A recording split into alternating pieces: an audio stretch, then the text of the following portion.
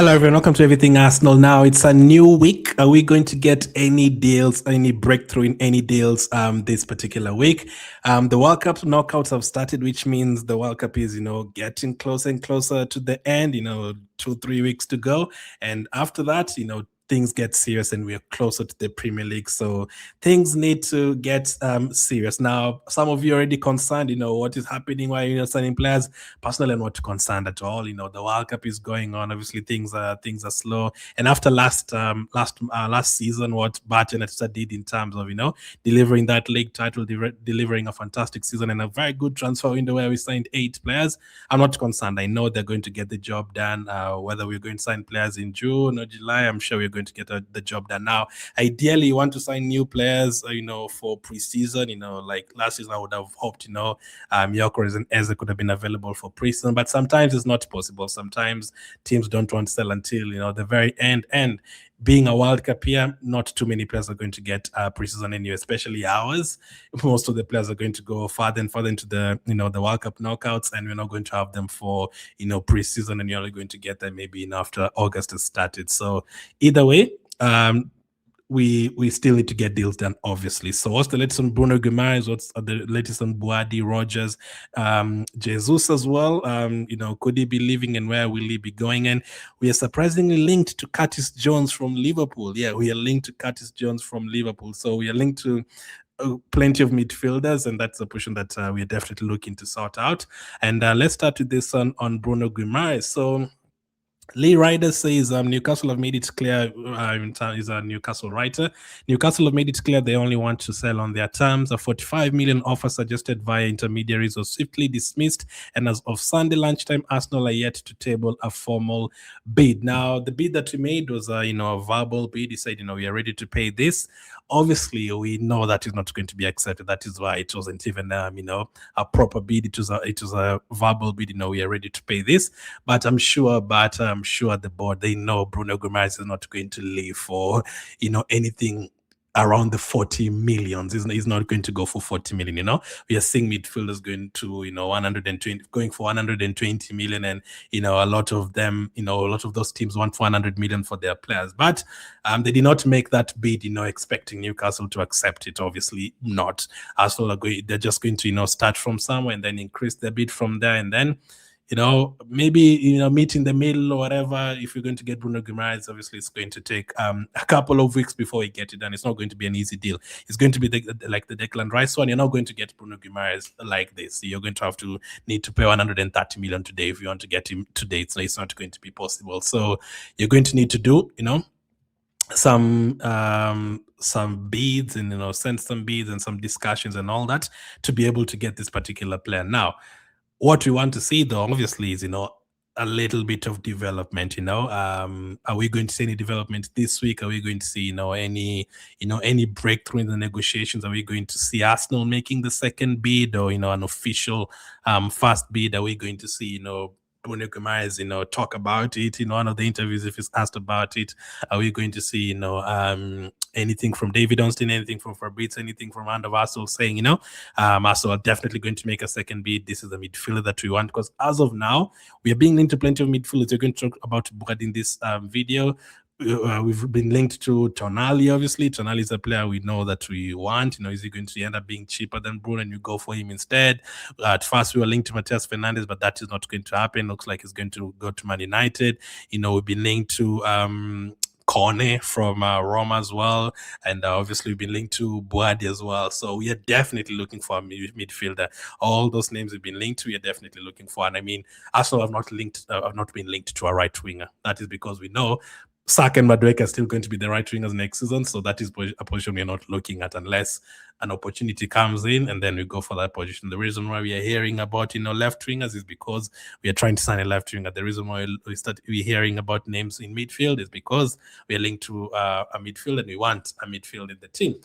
The reason why we're being linked to strikers is because Jesus is potentially leaving, and what's the future with Gyökeres. That is why we're starting to hear stuff like that. So there's never really smoke without fire. Usually that's the position we are looking at, and that's the position we are interested in. So This is more from Bruno Guimaraes. So Team Talk say that Arsenal are expected to test Newcastle United with a bid worth around 80 million.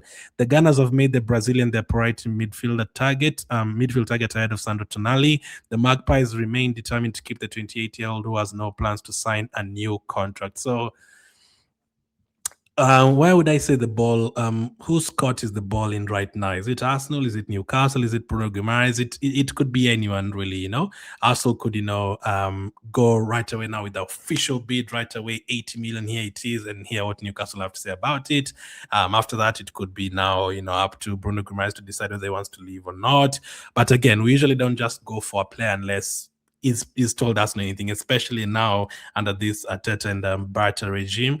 We don't just go for players. We talked to Declan Rice for like a year before we went for him, so we knew he wanted to join Arsenal, and even if we took time, he wouldn't change his mind and go to Man City. He would still join Arsenal. When he started talking about Gyökeres, by June, we knew he was going to join Arsenal. Whether it was going to be in June or July, it didn't matter. We were going to get him at Arsenal. So that is how we do the business these days. We already know a player is going to join Arsenal. It's now all about the negotiation. So again, things become impossible or harder if Bruno Guimaraes today says, you know what, I'm happy to stay at Newcastle, and Newcastle say, I'm not going to sell him.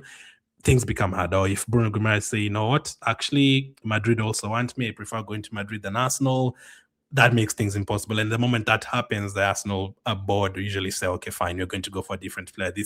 Arsenal don't usually do that, bidding against another team. We don't really do that. It's usually most of the players that we've signed recently, it's only Arsenal who have wanted them, or another team have wanted them, and then by the time we sign them, it's only us who want them. Tottenham wanted Eze, a lot of teams wanted Eze, but by the time we were signing Eze, it was only us remaining. By the time we were signing Gyökeres, it was only Arsenal who were linked to Gyökeres. Every other team had stepped away because they knew Gyökeres wanted to join Arsenal. By the time we signed Declan Rice, it was Man City just stepped away, and it was only us who wanted Declan Rice, and a lot more. Mosquera at that point, it was only us who wanted Mosquera. Calafiori, Chelsea had backed out of that deal. It was only us who wanted Calafiori at that point. I think Madrid and Chelsea had left the camp at that point. So most of the players we sign these days, we are the only ones who want them at that point. We start by 10 teams wanting them, and then Arsenal is the only one that want to join, and then it's only us. So we can take our time to make the bids and to discuss, knowing no other team is going to come in and steal him from us. So 80 million. Around 80 million. Listen, it might not be 80 million, up front. It could be 65 million plus 15 million in add-ons. That could be the offer that we make. The 45 million on is a verbal offer. So we could have a second verbal offer. You could hear Arsenal want to pay, 55 million plus 5 million in add-ons. So I don't think it's something that is going to happen right like this. But then again, knowing the way we've worked recently, the Eze one, right away we signed him. We wanted him, the medical done, as is an Arsenal player. We had already done the background work. We were just waiting to hear if Tottenham were going to sign him, and then boom, we got him under their noses. So again, I like the way we do our business. I mean, it would be great if you just signed a player today, but again, I don't want us to end up signing Rodgers for 100 million, Bruno Guimaraes for 100 million, Tonali for 100 million. You're going to be scammed. You don't want that. You want to make the deals, and we signed Eze for around 60 million, and then bonuses if we win the league, it's worth it. Gyökeres, we didn't end up paying 8 million or something stupid like that. At first they even wanted like 90, 100 million, so we didn't end up doing that because of Barca's negotiations. So that is where we want to put ourselves in a position where we can make the better deal for us, the best deal for us. So 80 million, I think we're going to get to that range. I think we are going to see Arsenal making an 80 million bid at some point, whether it's the first one, whether it's the second one, whether it's the third one. I'm sure we're going to make an 80 million bid for Bruno Guimaraes somewhere, especially if he's our top target in midfield.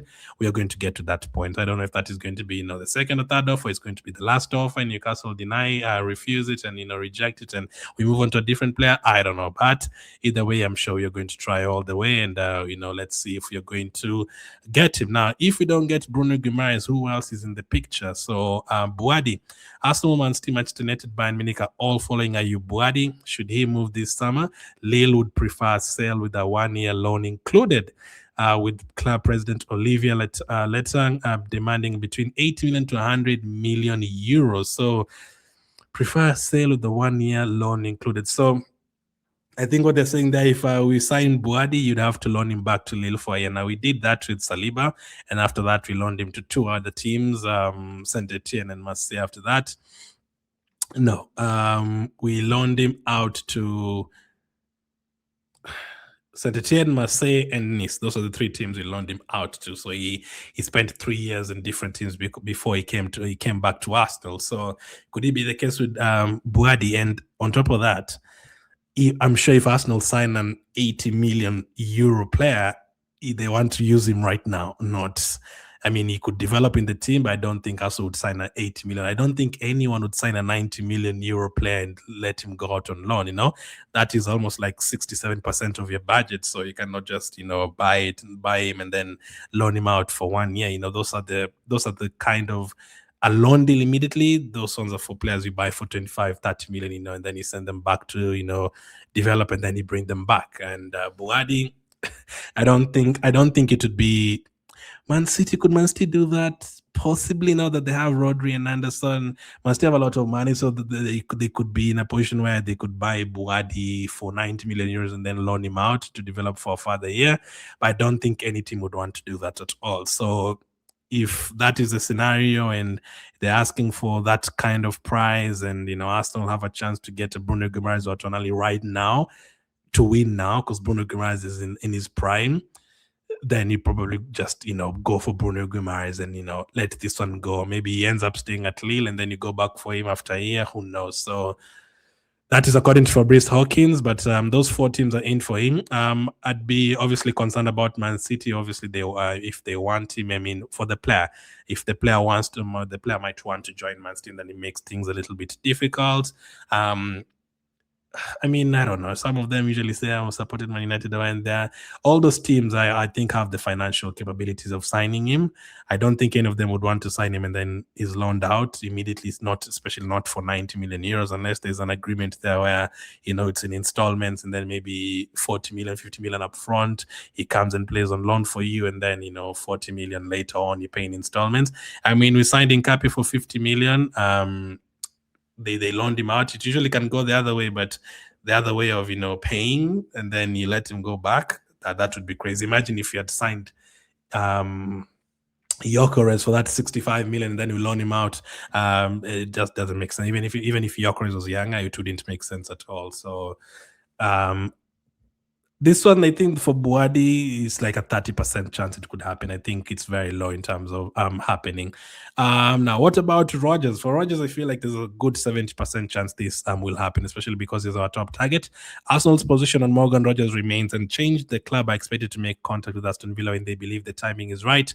No formal approach has been made yet, but any significant developments will be reported. So, and Arsenal says we haven't made any further approach ever since we got the last update. But again, in terms of Rodgers and Bruno Guimaraes, I'm not concerned. If we've already been told that Rodgers wants to join Arsenal, we've already been told that Arsenal's top target is Rodgers, so we know there's talks going on in the background. So for that, I'm not too concerned that we have to get Rodgers today. If we want him, we are going to get him, and it makes things easier. If he wants to join us as well, it makes things a lot easier. And if he's our top target, I'm sure we are going to get him. That is why now I really trust the likes of Bata to get it done. Again, ideally, it would be better to get him for preseason, but it's not going to happen. Expect England to go farther into the World Cup, and he's still going to be in the England camp next month. They're going to get holidays after that. So either way, he's not going to be there for preseason, even if we signed him today. So it's World Cup year is always difficult. World Cup years, Euro years, especially World Cup ones, obviously, because every single continent is featuring. So whichever player you want, whether it's from South Africa, whether it's from Spain, whether it's from Mexico, they're probably at the World Cup. So you're going to have a little bit of trouble to signing them at the beginning of June. That is not going to be possible. Again, I'm confident because of this. Rodgers prefers joining the English champions. Rodgers has respectfully communicated his desire to leave, as we've been told by hand of Arsenal. Personal terms have already been explored, and it's not going to be a problem. So the player wants to join us. He's happy with what you're trying to offer him. He's sold on Mikel Arteta's project and plan for him. So the moment you start hearing all that, that is perfect. It would be be a bit more concerning if the player was like, yeah, he's agreed with Arsenal and also agreed with Liverpool and Chelsea. So, whichever team comes in for him first, then he goes there. No, it's not. That's not the case with all the players we've signed recently and this particular player as well. We are the ones who are the front runners. He wants to join us, so it makes things easier. Now he puts the ball in our court and says, okay, now I agree with Aston Villa. If we don't agree, then we could find ourselves in a situation where, like Gyökeres is like forcing a move out. If it comes to that, we'll see. Let's see how the Rodgers one develops. Now we've been linked to Curtis Jones from Chelsea, from Liverpool. Arsenal have entered the race to sign Liverpool midfielder Curtis Jones, threatening Inter's pursuit of the England international. Inter remain. I think this is from Italy. Yeah. Inter remain interested but are unwilling to match Liverpool's 40 million euro valuation, having so far refused to go beyond the 25 million offer. Jones has just 1 year left on his contract, while Arsenal are now looking to strengthen Mikel Arteta's midfield options. So I think the Curtis Jones one, if it's accurate, I don't think it falls in terms of priority or top targets for us. I don't think Arsenal have Curtis Jones as part of their top targets. On top of that, he's a Liverpool boy, Curtis Jones, so I don't know how much he'd want to join us. I don't know how much Liverpool would want to sell him to us. And I don't think Jones comes into your midfield and, wins for you the Champions League, if you know what I mean. It's not life-changing signing. It would be more of a backup signing in the team. So it's not one I'm too focused on. When it gets to that point, I'd rather go for, a different midfielder.